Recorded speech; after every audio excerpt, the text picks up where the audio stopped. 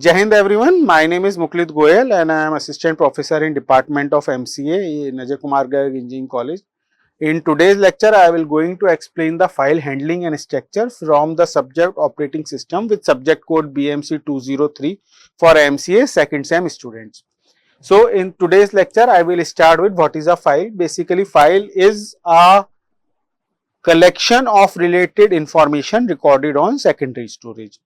The storage is of two types. One is primary storage and the another is secondary storage. So primary storage, in the primary storage RAM is considered, and for secondary storage we considered ROM, and these ROMs are consist of pen drive, flash drive, CDs, DVDs. All these are considered as the secondary storage. So the file is created by the creator and have some allotment of space on the secondary storage. So the file is the smallest allotment on the secondary storage, and the file represents programs or data. Okay. So the program files can be a source programs, object programs, executable programs or so on, and the data files may have numerical data. Alphabetic data means text file, alphanumeric data, binary data, text file, video file. Okay. So the information in a file is defined by the creator. Whoever is created that file is has defined the information in the file, and there are many types of information may be stored in a file, like source programs, object programs, executable programs, numerical data, text data, financial data, videos, images, sounds and so on. So the extension of these files is defined on the basis of these types, on their types. Means the executable programs have the extension with exe. All these files are stored in operating system in your system by some extension, and these extension is considered by the type of these files. So for executable files it exe, for text file might be document, word document for doc, for pdf document it might be .pdf, for videos it might be .video, for images it might be jpeg, gif, png, and for sound recording it might be a mp3 and so on. So a file have a certain defined structure according to its type, and that and what are they contain. A text file contain a sequence of characters which might be a more than a one line, which might be a more than a one page. A source file is a sequence of subroutine and functions, and which is further organized for the executables and executable statement which help in running of that application. For example, the source file is the file through which we run an application. Without the source file, the application cannot run. And next, in an object file is a sequence of bytes organized in a blocks understandable by the linker. Then the executable file is the series of code that the loader can bring into the memory and execute. Without the executable file, the applications even cannot be installed. The exe file is important for the working of that application, like the source file. Next, what are the file attributes? What does the file have? There are several attributes which indicate some information about the file, and those attributes are name, type, location, size, protection bits, time, date and the user identification. So what is the name? Name is the information which is the human readable form, and it is the name which is given for the identification of the file. Like you write, if you create a Word document in which you give your own information, then we can say it as a resume. So we give it a name resume.doc. So resume.doc means that this file's name is resume, and it contains the text data. Next is the type. Type is the file which is needed for the system that support different types. Like I said, type contains the extension. If you have a text file, then the extension might be .doc, .pdf, .xls for if we use an Excel file. For presentation, PowerPoint presentation, we use .ppt. So all these types are the extension of the file, tells the type of the file. Then the location where it is stored in the secondary storage or on the disk. Okay, so the location points to the location of the file on the disk. Disk block is the where the content of the file are kept. Like we have the 3-4 partitions in our system. We have C drive, D drive, and so on, according to our need and according to the space. Okay, so the where that file is stored is the location. Then size is refers to the size of the current file. Like if the file is of 1 GB, 1 TB, 500 MB, 2 KB. All these are refers to the size of the file. Next is the protection bit. Protection bits are the bits for controlling of that file. Whether that file is a executable, whether that file is a reading file, whether it is a writable file, and we give some permissions for the user, whether they can edit the file, whether they can only read only file, whether they can execute that file or not. So all these are considered in the protection bit. Next is the time, date and user identification. Time is for the last creation or the modification or for the last use when that file is used. And these information is useful for their protection, security and monitoring. And the information about the files is kept in the directory structure which is maintained on the disk. In the user identification, as we have created a file, so in Microsoft Word you normally see that who is created that file. Next is the file operations. The file operations are create, write, read, file seek, delete, truncate, open and close. So I will start with the create. So what is the creation of file? This operation creates a new file. It is necessary to find if there is a space of the file in the disk. Then the entry is made. After making the entry, its information is stored in the directory, and the directory have some directory structure. So first the file is created, like we create a file with the name resume.doc. Then we start writing the content into that file. First we create a file, we save that file into some location, and it is saved into that location according to the space we have on the disk. Then we start writing on that disk. We write the content on the disk. Okay, using this location, content can be written into the file, and system keeps a write pointer to the location of the file where the next write has to take place. So first we create, then we write the content into the file. After writing the content into the file and we store the file, we need to read the file. The read operation is used to create the content of a file. The system call used for reading specifies the name of the file and where the next block must be read from. Okay. Then after reading, sometimes we need to find the file. So the finding of the file is called as file seek. This operation is used to reposition the file pointer within the file wherever a read or write operation is done. The read and write operation is done on the location which is pointed by the file pointer. The current file position is maintained in the directory structure which is given the current value, and this operation does not access the content of the file on the disk. It only used for the reposition or for the finding of a file. Next is delete. Delete operation is for deletion of a file, means this file does not cannot be used further. This file is removed from our secondary storage or from our disk. Next is truncate. Truncate means it releases all the content of the file, but file is not deleted.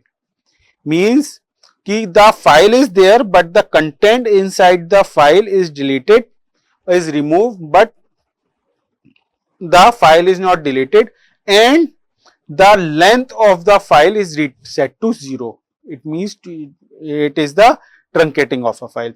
Next is OpenFI, means search the directory structure on a disk for entry of the file and move the content of the entry to memory.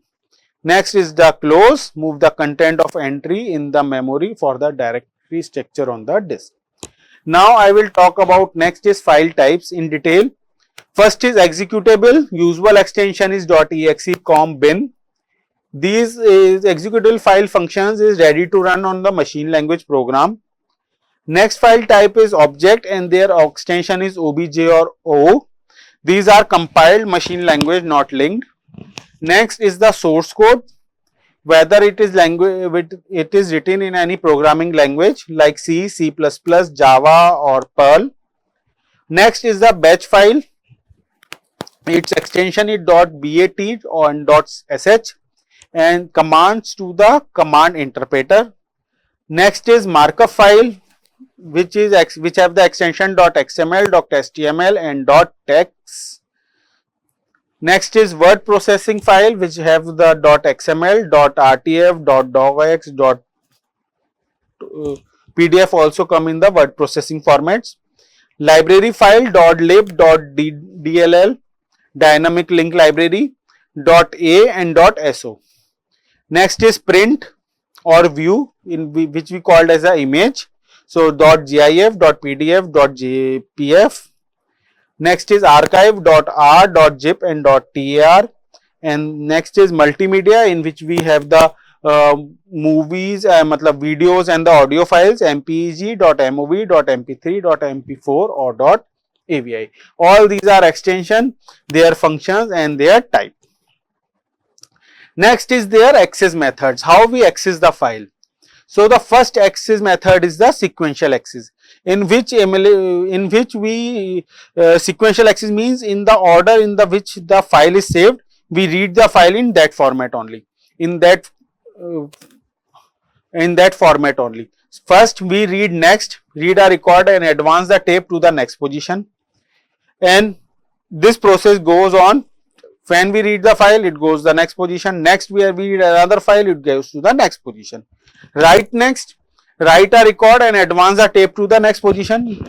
As the same we have done in a read, the same we have done in a write. Next is rewind, which we use in a you see in a tape, in audio tapes. In the previous time which we have a cassettes, we rewind and forward. So skip and records may or may not be supported, may be limited positive numbers or may be limited to plus or -1. So we do a sequential access, reading, writing, rewind and fast forward. Fast forward means skipping our records. If fast forwarding and rewind, it depends on the size of the file and the number of files in the tape. After sequential access, there is a direct access, in which we jump to any record. Okay, jump to any record and read that record. Operations include read, write, jump, query and jump and query. So read any number of record, no argument is required. No, sorry, argument is now required, and according to our argument we read and file. Write record number and argument is required on the file on which we need to write something. Jump to the record, it can be a file which is first file or maybe any file into our directory. Query current record, use return back to the file which is recorded earlier. What is its difference between the sequential access? The sequential access can be easily emulated using direct access, and the inverse is complicated and inefficient. What does it mean? It means that the sequential access can be easily used using a direct access, but through direct access, from direct to sequential, it is difficult to compile. Another access method is indexed access method, in which we give the index of the file, and using the index of the file, that is the operations has been executed. So the indexed access scheme can be easily built on the top of the direct access system. A very large may require the multi-tiered structure or indexing scheme in which we give the index, and according to the index we go to the relative file and access that file and do a operation by the read, write or jumping. So after the file I come to the directory structure. What is the directory structure? Directory structure basically is a collection of nodes containing information about all the files that are kept on the disk. So both the directory structure and file resides on the disk, and the backups or of two structures are kept on the tapes, and it as it is shown in the figure. So these are the 5 files, matlab 5 nahi, these are the n type of files which is stored according to their directory structure. So the directory structure of text file or directory structures of the video or images file, means multimedia files, can be different. So in detail now I will discuss about the various directory structure. First is the storage structure. The disk can be used in its entirely for a file system. Alternatively, a physical disk can be broken into multiple partition. As I said, the partition is C, partition is D, partition is A, depending on their volume.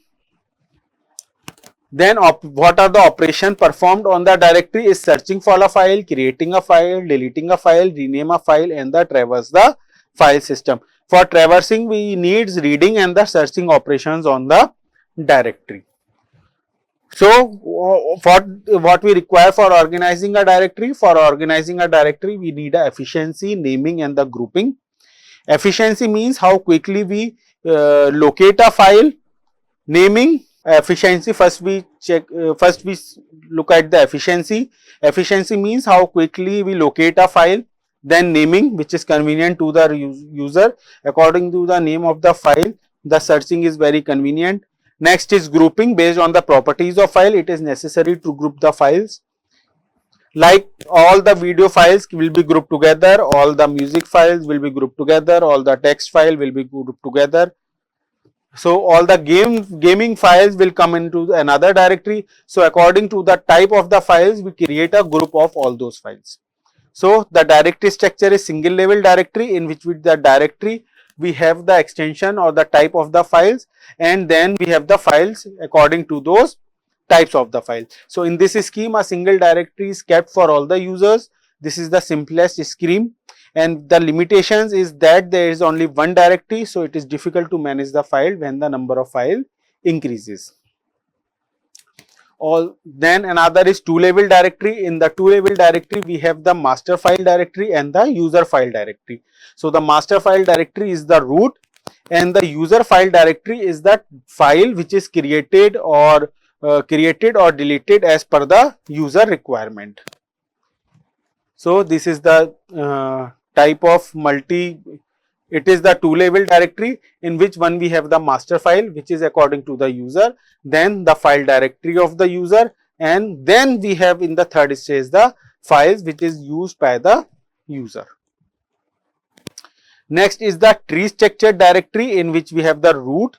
Root have the type of the directories, then what all those files have, then after the files, then files types, and again the files according to the type of those files. So after the two level directory extended to the multiple levels, and those multiple levels are called as the tree structured directory.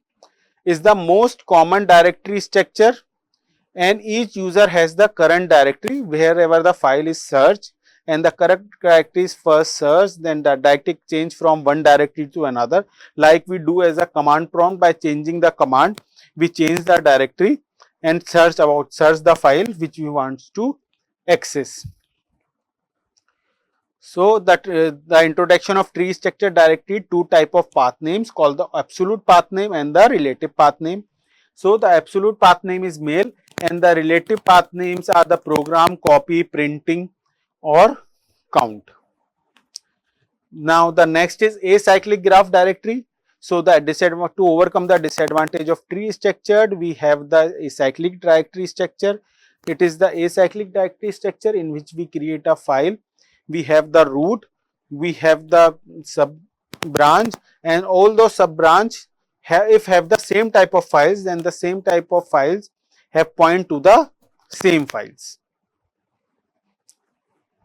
And last is the general graph directory. In the general graph directory, it is similar to the tree structure directory, except that cycles are allowed in this structure. The figure shows the example of general graph directory. It have the cycles in between, and the cycles are allowed to exist in directory, and there is a possibility of searching a subdirectory twice. That means it is possible to go on the parent directory to the subdirectory, and from the subdirectory to the parent directory. This may result in the infinite loop, but to avoid this situation, there is a one limit, that the number of directories access to the during the search. We can limit the number of directory access during the search and only allow the links to a file, not the subdirectory. Through this, we can control those situations. Next is the file sharing. We have, what we do in file sharing is we have the multiple users or the remote file systems. In multiple users need to be stored for each file. The owner who owns the file can have control on the access, and in the remote file system, the original file was accessed through the file transfer protocol using FTP, is transported using FTP, and the various forms of distributed file allow the remote file system to be mounted onto the local directory structure and accessed using normal access commands. Next is the client server model. In the client server model, we have the one server and the many clients, and each client have the network file system, and the network file system, each client have their own ID. How we implement those files is through the file structure, file systems, and each file have a file control block. It is the layered file system in which we have the application program, then logical file system, then file organization, basic file system, IO control, and devices. So application programs are those programs which are stored in our operating system. Like Office is our application program and OS is our system program. So if we install a Microsoft Office in our system, then it is an application program.